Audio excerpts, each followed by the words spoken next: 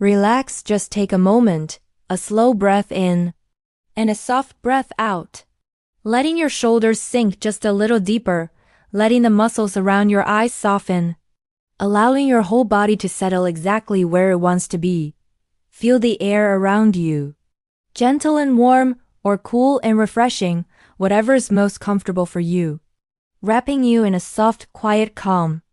Imagine a faint, friendly breeze brushing the edges of your awareness, almost like a hand smoothing a loose strand of hair. Everything slow, unhurried, peaceful. If you like, you may imagine a tiny flicker of warm lamplight somewhere in the distance. Steady, golden, inviting you into stillness. You don't have to do anything at all. Just listen, and let the story begin to drift toward you like a feather settling in soft moss. And when you're ready, very gently. Our story today begins in a quiet walled town where the stones remember centuries of footsteps, and the rooftops lean close together like old friends whispering secrets to the night. The lanterns of the night watch, a full bedtime story. The evening has just deepened into true night.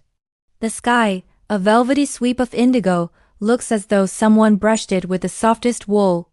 A handful of early stars shimmer faintly, young sparks that haven't yet grown bold enough to shine brighter. Everything in the little town is hushed, as if it is gently exhaling after a long day. Just outside the wooden gates of the marketplace square, a soft glow stirs.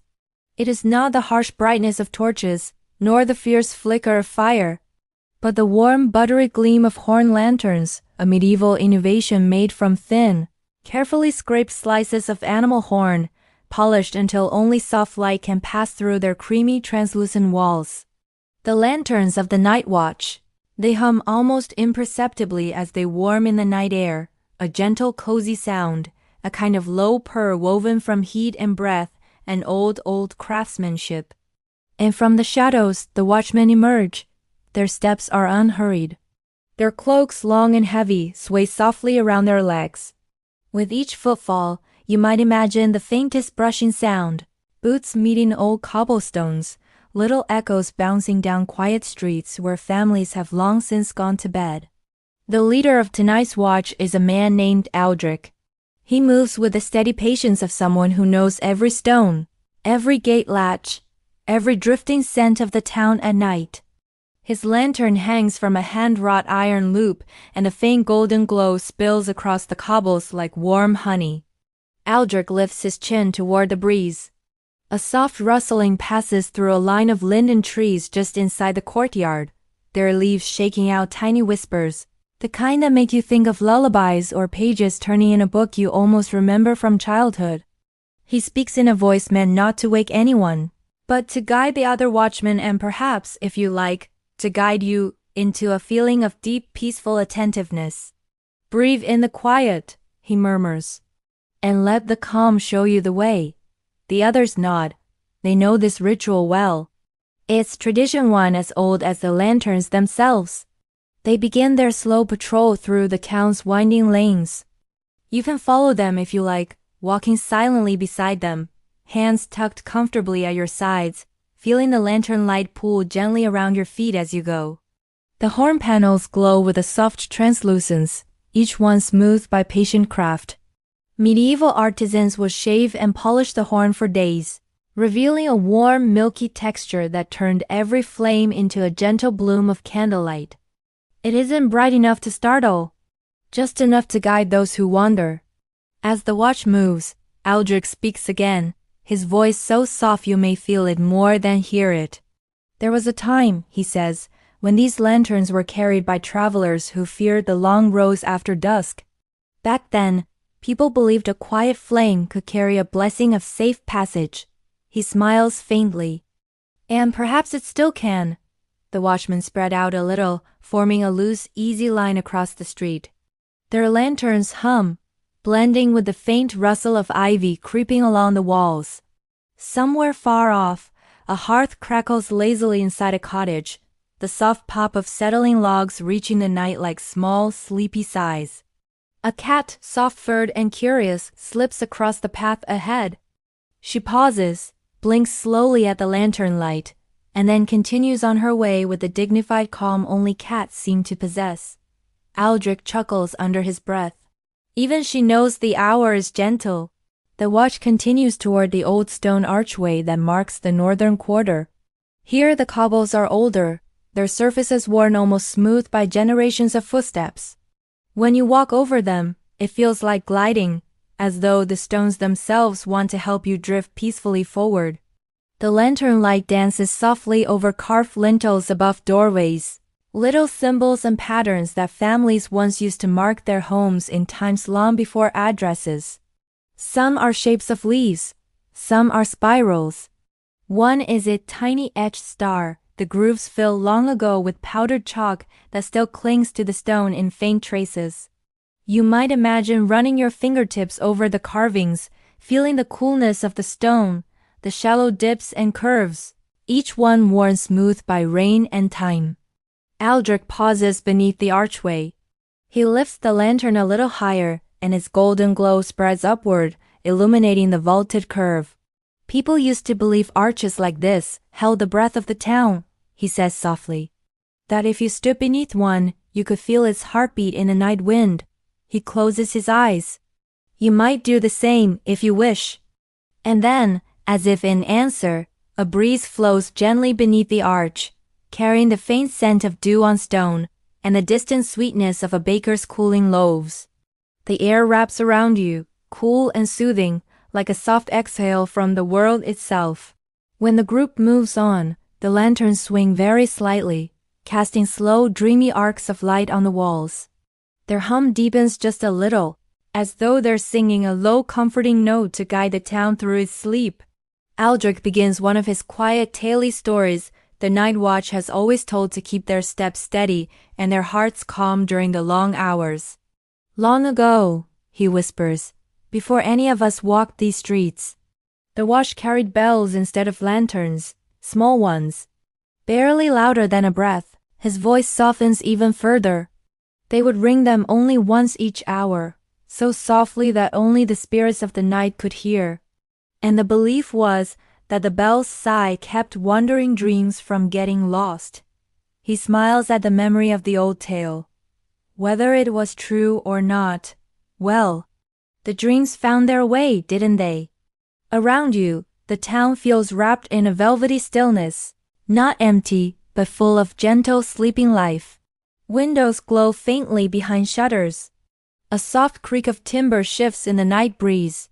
Somewhere, a dog gives the quietest of sleepy grumbles before settling again. The lanterns guide you and the watchman through another lane, one lined with old stone wells and climbing vines. Tiny night insects hum like a distant lullaby. The air is the perfect temperature, not too warm, not too cool, just enough to soothe your skin and relax every muscle from your head all the way to the tips of your toes. And as you breathe, slowly and peacefully, you may find your thoughts beginning to drift, like floating leaves on a calm river, carried effortlessly by the lantern glow. The watchmen guide their soft, golden lanterns farther into the heart of the town, where the cobblestones narrow and bend in gentle curves. Here, the air grows even more hushed, as if the night itself has leaned close, eager to hear Aldrich's next whisper story. The lanterns cast their warm halos across shuttered windows, each glow forming a tiny pool of comfort on the walls. As you walk with them, you might feel your breath deepen again. Slow and unforced. All the rhythm of the town settling into you. Every sound is softened, rounded at the edges, the faint brush of a cloak, the light shuffle of boots, the warm sigh of lantern flame behind polished horn. Aldrich turns his head slightly, listening to something in the distance, not danger. Something calm, familiar. The baker's assistant is cooling her dough, he murmurs. Indeed, the breeze carries a hint of warm flour and honey, drifting from a humble cottage with a round clay chimney. It's the scent of a night's work done gently, quietly, the way it would have been centuries ago, dough fermented overnight, shaped by calm hands, set to rise beneath clean cloth. The watch pauses at a fork in the path, not out of uncertainty, but to savor the quiet moment. This place, known as the Whispering Divide, earned its name long ago when villagers swore that two winds met here, weaving together their tales. Aldrich raises his lantern slightly, letting its glow touch the old wooden signpost standing at the center of the crossroads. The sign is carved with faint symbols, weather-worn lines that once proudly indicated the way to the northern mills and the southern orchards. The lantern light pulls across the grooves, revealing a surprising detail. A small flourish at the base of the post, almost hidden. "A mason's mark," Aldrich whispers. He traces the air just above it. In the Middle Ages, craftsmen left these tiny signatures behind, not only as pride in their work, but as secret messages to other artisans. He smiles softly, as if sharing a quiet secret. "This one, this curled shape. It means peaceable passage." He steps back, letting you admire the faint mark. The notion, the gentle symbolism of a stoneworker offering peace to all who walk by, creates a warm, settling feeling in the chest. A sense that you are welcome here, safe. Aldrich leads the group down the left-hand alley. The walls grow closer together, and the lanterns spill golden light upward, turning the rooftops into silhouettes against the star-salted sky. Windows glow faintly like sleepy eyes, half-lidded. A wooden balcony overhead creaks gently, touched by the night breeze. Somewhere, a soft flutter, a pair of owls drifting between rooftops. Their wings move so silently you almost feel the motion more than you hear it, a soft eddy of air brushing your cheek. The watch stops by a well at the center of the lane.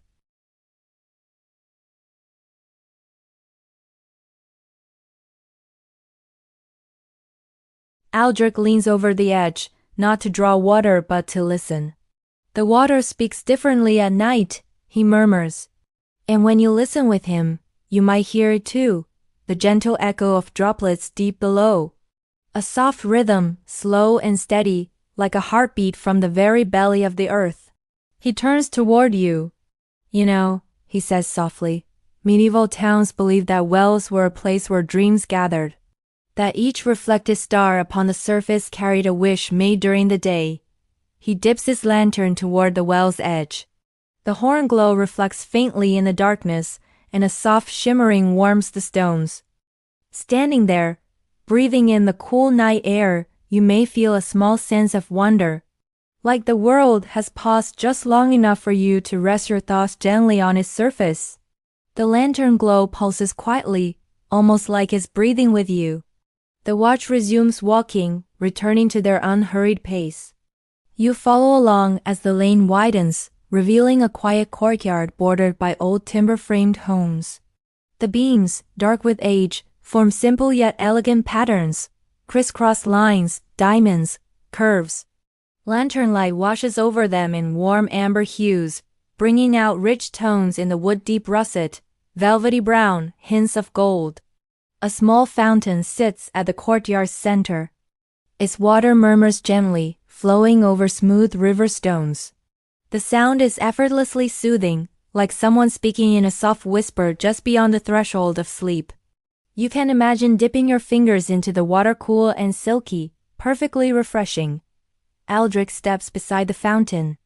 "Our predecessors in the watch," he says softly, "used to begin their rounds by touching this water. Not for superstition, but because it reminded them to bring clarity and calm wherever they walked." He brushes his fingertips across a mossy stone, and the lantern glow brightens just slightly in response. It is not magic, not in any grand sense, simply the warm flicker of fire meeting the cool dance of water. But it feels like a blessing anyway.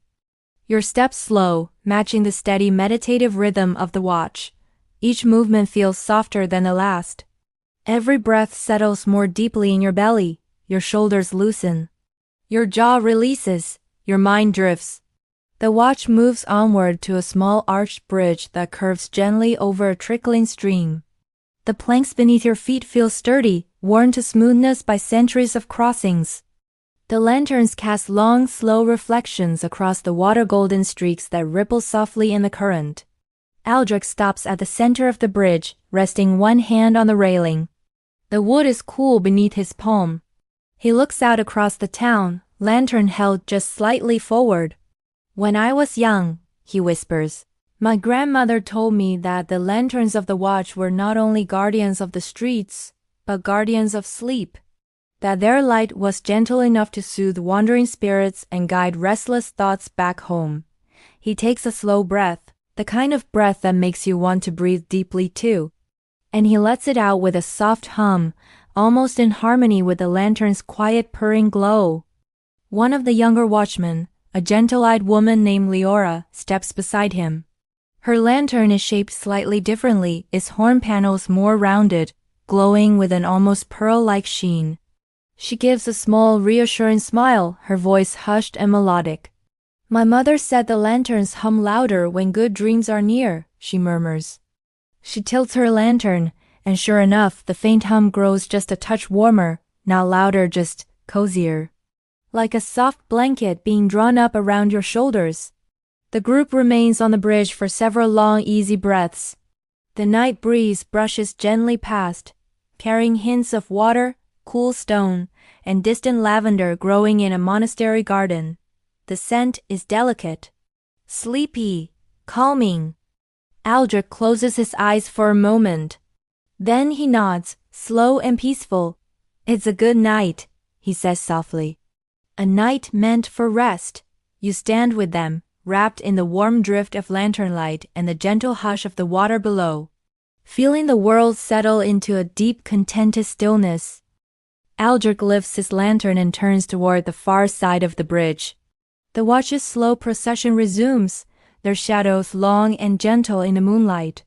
The night has settled into a deeper, silkier, quiet one that feels almost like a blanket draped lovingly across the whole town. As you walk with them, notice how the lanterns keep their glow steady, even as the breeze brushes past. The horn windows, polished by medieval hands, curve softly around the flames, sheltering them in a warm embrace. The light seems to breathe, rising and falling with the rhythm of the watchman's steps. Ahead lies a row of workshops, silent now, though in the daylight they brim with life. There's the cooper's shop, where barrels are born of oak and patience. The potter's space is kiln now cool, a faint scent of clay lingering in the air. And further down, the little smithy with its soot-dark beams and iron hooks. Lantern light strokes the smithy's tools, hammer, tongs, anvil, casting soft gleams across the metal. You can almost imagine them dreaming of sparks and fire, slumbering peacefully until dawn. The night watch always casts their light gently across the workshops. It is tradition to thank the tools that serve the town. Aldrich's voice drifts toward you, quiet as a drowsy ember. Some say, he whispers, that when a lantern shines on a tool at night, it blesses it with good use in the morning. One of the watchmen chuckles softly. Or perhaps, he murmurs, it simply reminds the tools they are part of the town's beating heart. Both thoughts seem tender and true. The watch turns toward a narrow passageway, one of those secretive little medieval paths barely wide enough for two people to pass at once. Its walls are cool stone, mottled with patches of old lichen. The lanterns cast tall, elongated shadows here, shadows that dance softly and vanish at the slightest turn. The stones underfoot are smooth, polished by time and footsteps and the caress of countless rains. With every step you take, you feel anchored, secure, wrapped in the history of those who walked before you. When the passage opens again, the watch emerges into a peaceful square. The square is small and circular, with a single tree standing at its center. A linden tree, its leaves heart-shaped, their edges trembling faintly in the night breeze. The lanterns seem to respond to the presence of the tree, their glow warming, as though the flames themselves recognize it. The watch forms a loose circle around the tree. Aldrich steps forward and bows his head slightly, then lifts his lantern toward the branches. This tree, he says softly, has stood here for almost 3 centuries. The villagers call it the listener. He smiles slightly. Because if you sit beneath it and whisper your worries, they say the tree will take them and cradle them in its leaves until dawn. The younger watchwoman, Leora, lets her lantern dangle a little lower, her voice barely a whisper. I used to come here as a child, she confesses. I would sit right by its roots. and tell it everything I was afraid of. Somehow, the next morning, things always felt lighter. The lantern's golden glow gathers beneath the branches, turning the leaves into tiny shimmering shapes, like hundreds of small hands waving softly in reassurance. You may picture yourself stepping closer to the tree, placing a hand gently on its trunk, feeling the deep, slow strength within. The bark is cool beneath your fingers, textured but comforting. You might whisper something into its quiet embrace, a thought, a worry, a hope, and imagine the tree drawing it in with infinite patience. Aldrich rests his lantern at the base of the tree for a moment, as if giving it time to soak in the warmth. The flames flicker in a peaceful rhythm, not wavering, but dancing with purpose. A soft rustling whispers through the branches above, not urgent, not restless. Just the sound of a living thing settling into its own night-long meditation. After several slow breaths, the watch moves on. Their steps are now even quieter, softer, almost dreamlike. The lanterns hum a warm note, harmonizing with the faint rustle of leaves behind you. Ahead lies the town library, a small sturdy building made of ancient stones. Its doorway is framed by carved wooden beams, each etched with simple patterns, feathers, leaves, and tiny lantern shapes. A nod, perhaps, to the watchmen who have passed by its entrance each night for over 100 years. Aldrich pauses at the steps, smiling faintly. The librarian says the books sleep at night, he murmurs. They rest after spending the day offering their stories to whoever needs them. He lifts his lantern toward the door. The golden glow slides across its surface, illuminating a delicate iron keyhole in the grain of old, polished wood. Inside, though you do not enter, you can imagine shelves lined with bound parchment, scrolls rolled tightly with colored ribbons, heavy leather tomes that smell faintly of ink and time.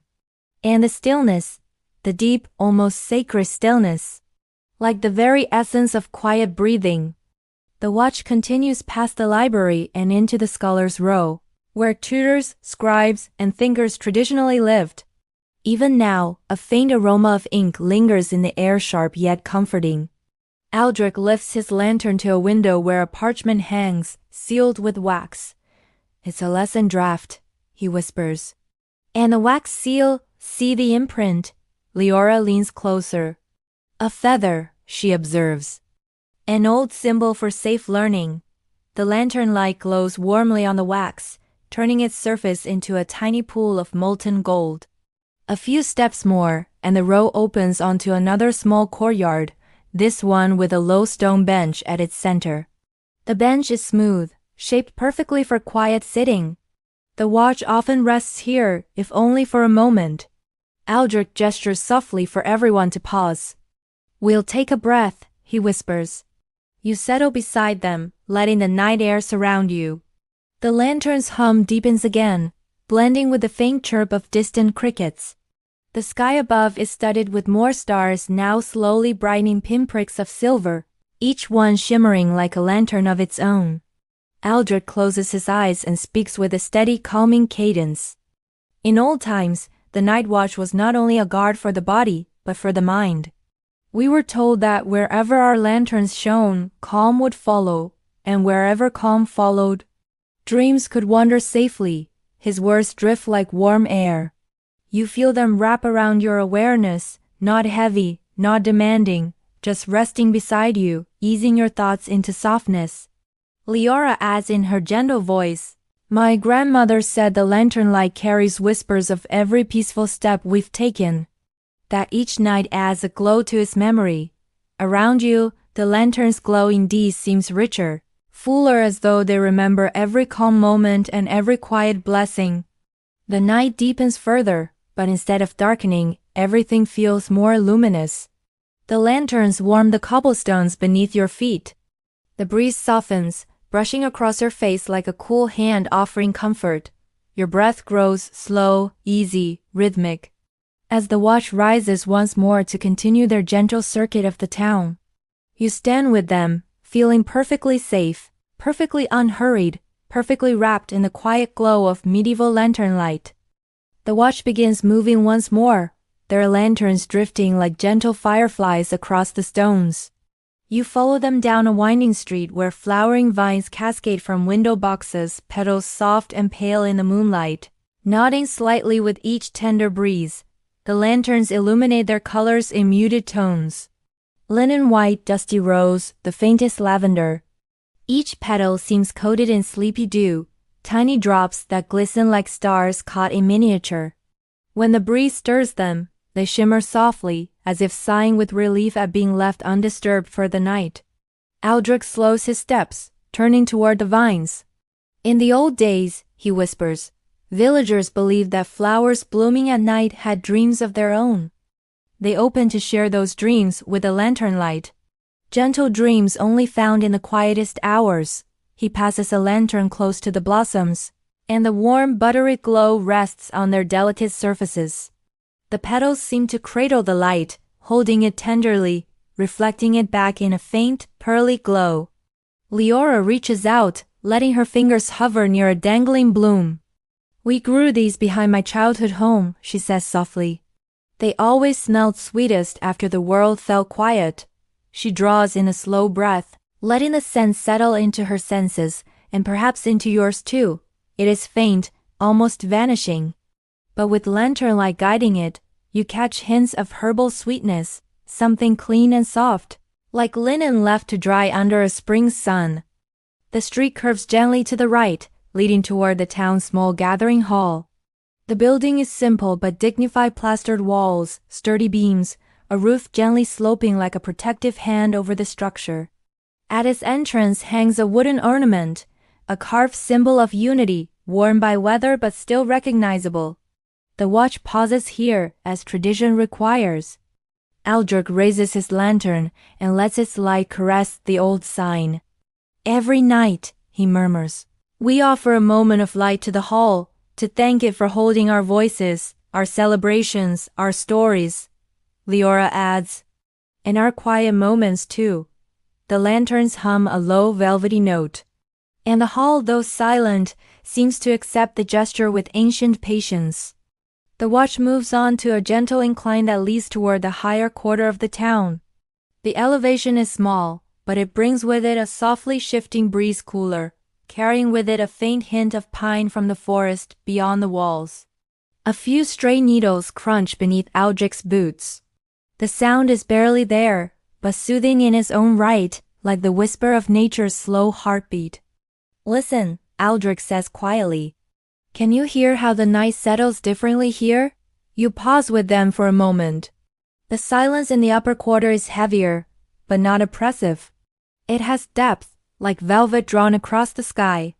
The crickets sing a little softer. The wind carries longer, drifting down the slope in a gentle hush. The lanterns seem to sense the change. Their hum shifts into a deeper, rounder sound, a resonance that melts into the air like warm honey. A tall stone pillar stands at the turn of this higher path. Carved into its surface is an ancient spiral, weathered and fading. Aldrich touches his lantern to the base of the pillar. This mark, he whispers, was placed here by the founders. They believed spirals represented the breath of the earth, inhaling and exhaling with the seasons. He smiles faintly, running a thumb along the stone. Every watchman touches this pillar, in thanks for another peaceful night. The others do the same, hands brushing stone, lanterns flickering brighter for just a moment. You may picture yourself joining them, your fingertips gliding across the cool aged surface, feeling the grooves of the spiral beneath your skin, like the soft imprint of time itself. When the watch moves on, they guide you toward a view that overlooks the valley beyond the town walls. The lantern light dims slightly as they step toward the overlook, allowing the moon's glow to take precedence. It is brighter here, shining across the open land like a silver river. Leora steps to the stone rail, her lantern held low. My father used to say the moon guarded travelers just as we do, she murmurs. That it watched the roads when lanterns could not reach. Aldrich nods. Many believe the moonlight carried its own blessings, calm, clarity, and the promise that no traveler walked alone. They stand quietly for several long breaths, watching the moon bathe the valley in calm brilliance. The lanterns reflected gently, turning from warm amber to a softened mixture of gold and silver. Their hum aligns with the hush of the landscape, a blending of warmth and coolness, firelight and moonlight, earth and sky. Then Aldrich turns back, leading the group along the path toward the town gate. But their patrol is far from over. For the watch does not simply walk the perimeter. They weave peace into every corner of the night. Next, they approach the covered well house at the far end of the high quarter. Its roof is old, draped in moss, its beams thick and dark. Lantern light slips through its wooden slats, creating patterns on the ground like delicate threads. Aldrich rests a hand on the old wheel that lowers the rope. In some towns, he says softly, the night watch left a lantern burning beside the well. They believed the flame kept the water pure, not physically, but in spirit. Leora touches the rope lightly. And they believed the glow guided thirsty travelers to safety. The lanterns cast golden circles along the stone lip of the well. The water below answers with a faint shimmer, not bright, but calm, like the quiet breathing of the earth. From here, the watch winds downward again, stepping through a narrow alley where ivy climbs the walls like dark lace. Birds sleep in small alcoves above, tucked beneath eaves, their feathers fluffed against the night chill. When a soft coo escapes one of them, Aldrich looks up with a gentle smile. Even the birds dream with us, he murmurs. The alley opens onto the Candle Market Square, an empty space now, but one that bustled with life earlier in the day. The stone stalls are quiet, their wares safely tucked away, wicks, tallow, beeswax, oil lamps. The lanterns shine softly over the square, glowing in solidarity with the candles that serve throughout the day. Leora gestures to a wooden stand. My mother taught me to dip candles here, she whispers. In quiet early mornings when the world was still cool, the lantern light seems to appreciate the memory, its glow warming as if in gentle approval. You can almost imagine the smell of warm wax, the slow droplets' descent, the careful dipping again and again, the creation of light through patient hands. Aldrich stops at the center of the square, letting the lanterns form a small circle around him. He draws in a slow breath, letting the night fill his lungs. This is the heart of the town, he says softly. By the time we reach here, the world has settled into its deepest rest, and indeed, the air feels heavier with calm. Not oppressive, but comforting, like sinking into thick, soft blankets. The lanterns lower their hum to a deep, steady murmur. The square feels warmer, as though cradled in their shared glow. You stand among them, your own breathing slow, your thoughts quiet, your heart resting in a safe envelope of the night's embrace. The lanterns seem to sense the shift within you, their flames dancing subtly, casting its glow across your face, as if acknowledging your presence as part of their peaceful ritual, and the watch steps onward, into the gentle folds of night that remain to be walked. The watch continues its slow, meditative walk through the Candle Market Square, lanterns swaying in easy arcs, their warm halos hugging the cool night air. The breeze drifts gently around you, carrying faint echoes of beeswax and old timber scents lingering from the day's bustle.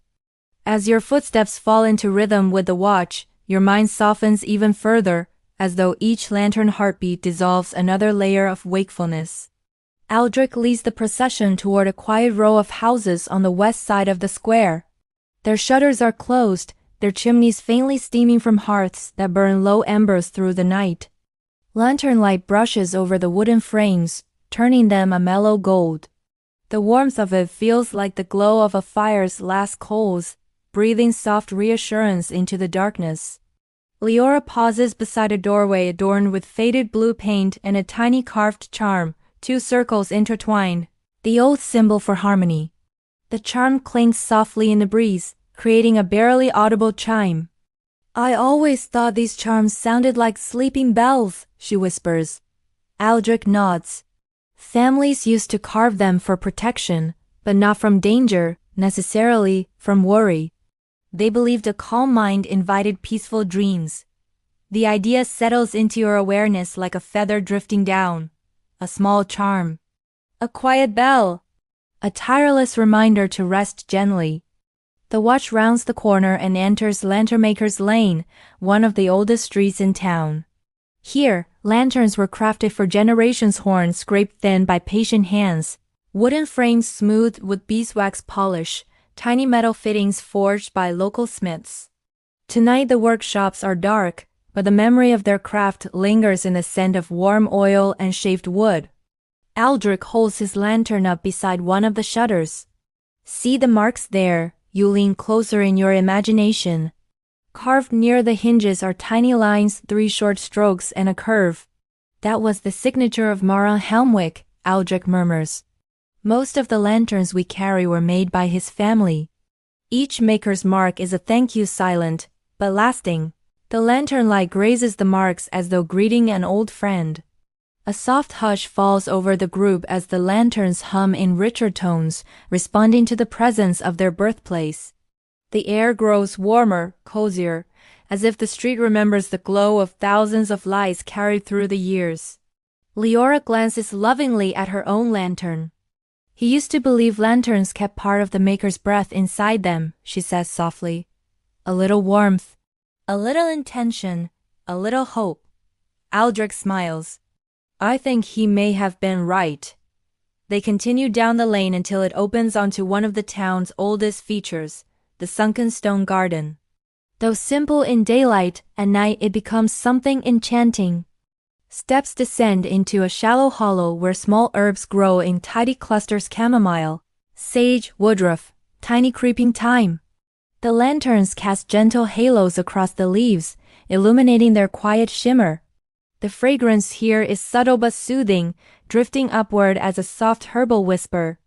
Medieval gardens were planted not only for medicine, Aldrich tells you, but for calm.